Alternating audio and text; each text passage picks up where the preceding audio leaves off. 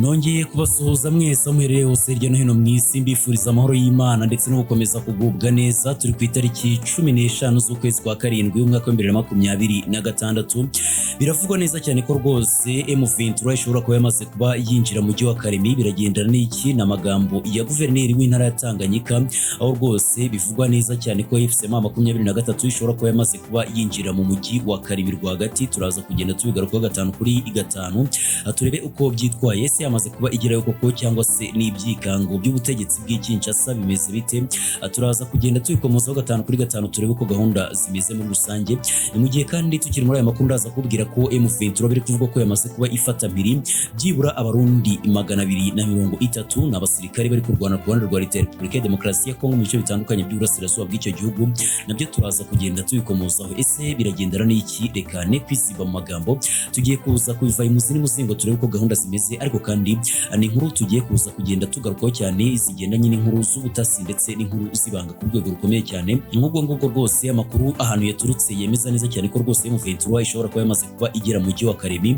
Biraturuka ku magambo yatangajwe na guverineri w'intara ya Tanganyika witwa Kitungwa Muteba, agaragaza neza cyane ko rwose afite impungenge nyinshi cyane z'uko M23 ishobora kuba iri Kalemie cyangwa se yaba yiteguye kuba yinjiramo mu buryo bwihuse kandi bworoshye cyane.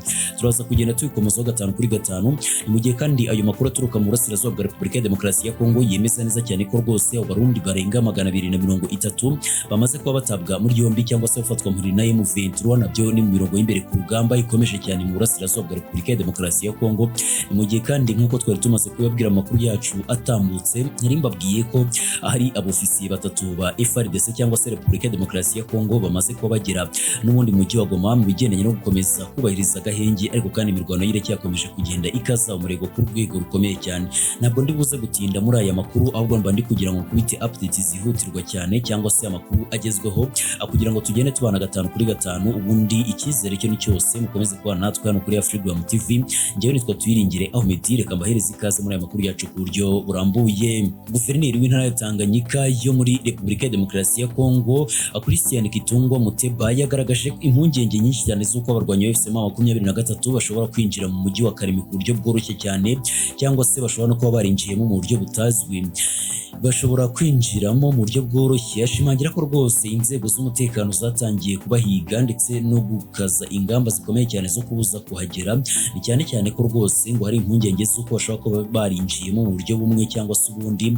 Akanagaragaza neza ko rwose ngo bashobora no kwinjira mu buryo buboroheye kandi ari benshi cyane. Aya magambo yatangaje yagarutse i Kalemie nyuma y'umukwabo wakozwe n'ingabo za FARDC wafatiwemo abasirikare bavugwagaho gutoroka igisirikare n'abandi bantu bakekwaho ibikorwa bishobora guhungabanya umutekano wa Repubulika ya Demokarasi ya Kongo.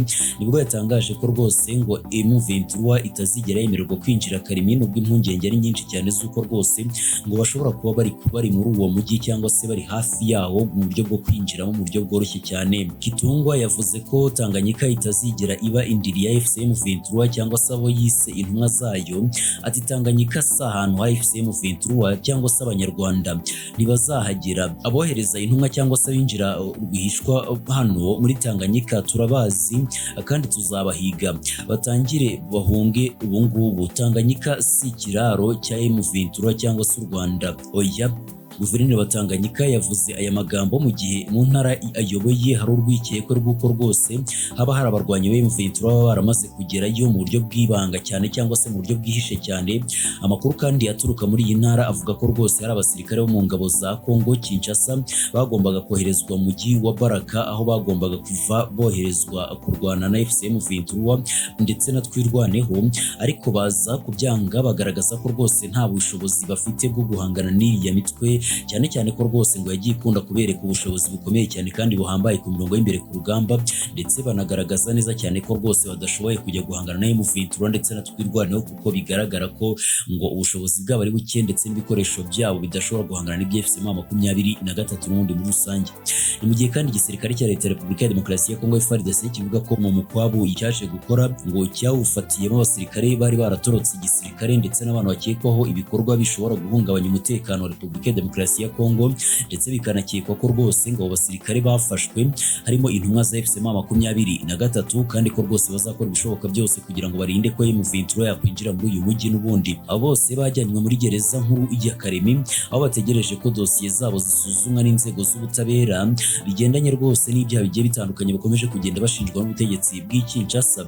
Tanganyika ihana imbibi n'intara y'Kivu y'Amajyepfo, imwe mu zikomeje kugenzurwa n'igice kinini cyane na FCM 23, ariko kandi bikanagendana rwose nuko M23 nayo ubwayo ikomeje kugenda ihangana ku rwego rukomeye n'ubutegetsi bwa Kinshasa bukomeje kugenda wigaho ibitero simusiga byinshi cyane bikomeje kugaragara ku mirongo y'imbere ku rugamba, cyane cyane drone z'ubwiyahuzi za kamikazi, ndetse hari n'amakuru avuga ko rwose minsi ishize ubutegetsi bwa Repubulika ya Demokarasi ya Kongo buherutse kwakira drone nshyashya ziturutse muri Turkiya zishobora kwifashishwa n'ubwo butegetsi gukomeza guhangana na M23 mu burasirazuba bwa Repubulika ya Demokarasi ya Kongo. Nyiri kuri M23 n'ubundi nk'uko nari nabikomejeho mu ngingo z'ingenzi z'aya makuru, nari nakubwiye ko rwose M23 byamaze kuba byemezwa ko ishobora kuba rwose ngo yamaze gufata mpiri y'abasirikare 230 b'Abarundi. Ni imirwano ikomeye cyane ikomeje kugenda isakiranya impande zombi. Inshuro nyinshi cyane M23 yagiye ikunda kubwira igihugu cy'u Burundi ko rwose ari ingenzi ko cyakura abasirikare bacyo ku butaka bwa Repubulika ya Demokarasi ya Kongo, cyane cyane ko rwose nta n'ikintu kigaragara cyangwa se nta n'inyungu zigaragara cyane bafite muri iyo ntambara yo mu burasirazuba bwa Repubulika ya Demokarasi ya Kongo mu gukomeza kwica abaturage nkana, nyamara kandi bakomeje kugenda bakora jenoside bagikorera abaturage ba Repubulika ya Demokarasi ya Kongo. Bivuga ko ari jenoside yaje gukorwa n'igihugu cy'u Burundi mu gihugu cya Repubulika ya Demokarasi ya Kongo, aho rwose ifatanya n'ubutegetsi bw'Kinshasa kwica abaturage bayo nkana, ariko kandi bikanagendana rwose nuko bagaragaza neza ko bazakomeza kurwana ku rwego rukomeye cyane. Ndetse M23 inashimangira ko rwose ngo abasirikare b'u Burundi igihe batataha bizakomeza gukora ibishoboka byose mu rwego rwo gukomeza kurinda ibyo bitero byabo bikomeje kugenda bigabwa ku baturage.